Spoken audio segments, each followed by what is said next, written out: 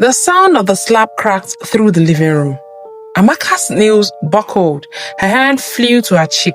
She stared at her husband, her mouth opening but no words came. Chike's eyes were red, his chest rising fast. Without a word, he flung an envelope to the floor. Pictures spilled everywhere, sliding across the tiles. Amaka bent slowly, fingers trembling as she picked one, and her heart nearly stopped. It was her, standing by the office gate. A man beside her, his hand resting lightly on her shoulders as she laughed at something unseen. Another photo, her leaving the supermarket. The same man pushing a cart behind her, his face half hidden by a cap. Another one, her unlocking her car, while the man leaned close, almost whispering in her ear. Amaka's breath caught. No, this can't be real. But Chike's voice thundered. What am I looking at, Amaka? Who is this man? Her lips shook. I don't know. He's just nobody. Lies, Chike barked. His fist clenched around one of the photos, crumpling it.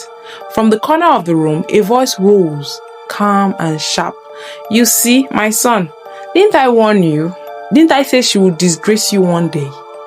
Amaka's head jerked towards her mother-in-law. Mama sat on the sofa, legs crossed, her Bible opened on her lap. She wasn't looking at them. She was just singing softly, a tune that chilled Amaka's bones.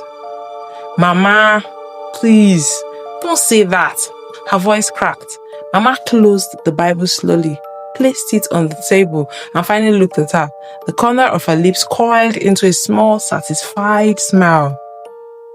Evidence, she said, does not lie. The words hung in the air like smoke. Amaka's eyes darted back to the photos. Something about them gnawed at her. In one, she noticed her hands wasn't even touching the man's arms, but the angle made it look like it was. In another, the lighting was wrong, like a shadow didn't belong. But before she could speak, Chike's hand slammed the table. Enough! Enough excuses! I don't even know who you are anymore. Amaka dropped to her knees, clutching his hand. Chike, please, I swear to you, I have done nothing. Look at me, look into my eyes. Don't let these pictures, don't let them destroy us. Chike looked at her, his face torn between rage and doubt. His lips parted as if to speak, but a sharp knock rattled the front door 3 times.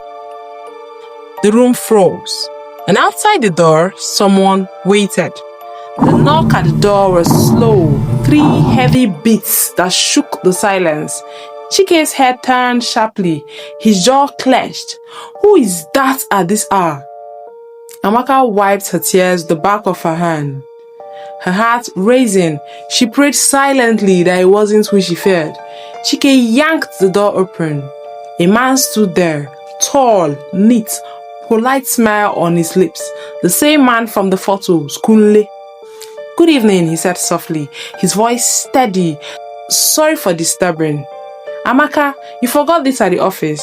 He held up a small purse. Amaka's chest tightened. Her purse? She hadn't even noticed it was missing. Chike's eyes darted between them, cold, suspicion, burning. He didn't speak, but the silence screamed louder than any words. Thank you, Amaka whispered, her voice trembling as she reached for it. Their hands brushed lightly. Chike's face twisted. He slammed the door shut. His eyes never leaving Amaka. What game are you playing with me? His voice was low now, dangerous. Amaka shook her head widely. No, I didn't call him here. I don't even know how he found me. But her words were swallowed by Mama's soft chuckle. She sat still on the sofa, her fingers tapping against her Bible like a drumbeat. Even God, she murmured, is exposing the truth piece by piece. Amaka spun towards her, tears filling her eyes. Mama, why are you doing this to me? But Mama didn't answer. She just smiled faintly, her eyes fixed on Chike like she was feeding his rage without saying another word. That night, Chike didn't touch his food. He didn't touch Amaka. He lay in bed, staring at the ceiling while his wife cried quietly beside him. And somewhere in the city, Kunle sat in a car, flipping through new photos on his phone. Each one clearer, each one deadlier, and beside him, a woman's voice whispered, low and cold, "Don't stop until she's finished." The camera turned. Mama Chike's face glowed in darkness, her eyes sharp with satisfaction. The house felt cold the next morning. Chike didn't greet. He didn't look at Amaka. He just sat at the dining table, scrolling through his phone while his food got cold. Amaka stood at the kitchen door, her hands twisting the edge of her wrapper. She wanted to speak, to explain again, but the weight in Chike's silence pressed her lips shut. Mama's voice broke the stillness. "My son, you'll be late for work," she said gently, like nothing happened. Chike rose, pushed the chair back, and left the table without touching his plate. Amaka stepped forward. "Chike, wait!"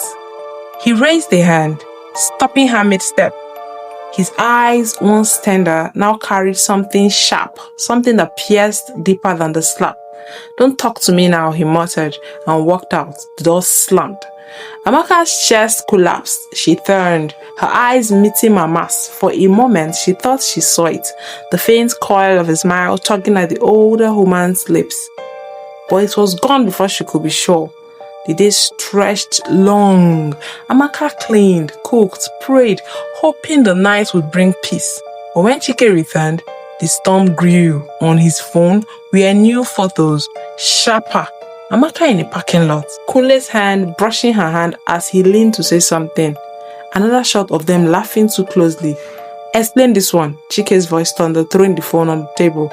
Amaka's hands shook as she picked it up. "Chike, he only helped me carry my bag." "Liar!" he barked, his fist slamming the table so hard the plates rattled. She flinched, her voice breaking. "I'm telling you the truth. Please believe me." But Chike turned his face away, his jaw tight. He couldn't even look at her. And in the silence that followed, Mama sighed heavily, as if burdened. She whispered a prayer, her hands folded over her Bible. "God, give my son strength to bear this cross." Amaka's eyes burned with tears. That prayer felt like a knife to her chest. Later that night, she lay awake, staring at the ceiling, while Chike's back faced her, his breath heavy with anger. She reached out to touch him, her hands hovering over him. But she pulled back, swallowing a sob. Somewhere else in the city, Kunle sat in his car, replaying the same photos on his phone. His lips coiled into a slight smile as he sent them to an unknown number. A reply came in instantly. "Good. Push harder. She must break." Kunle's fingers drummed against the steering wheel. His eyes gleamed. Back in the house, Amaka's pillow was soaked with tears, and Mama, sitting quietly in her room, closed her eyes and whispered to the darkness, "It has begun."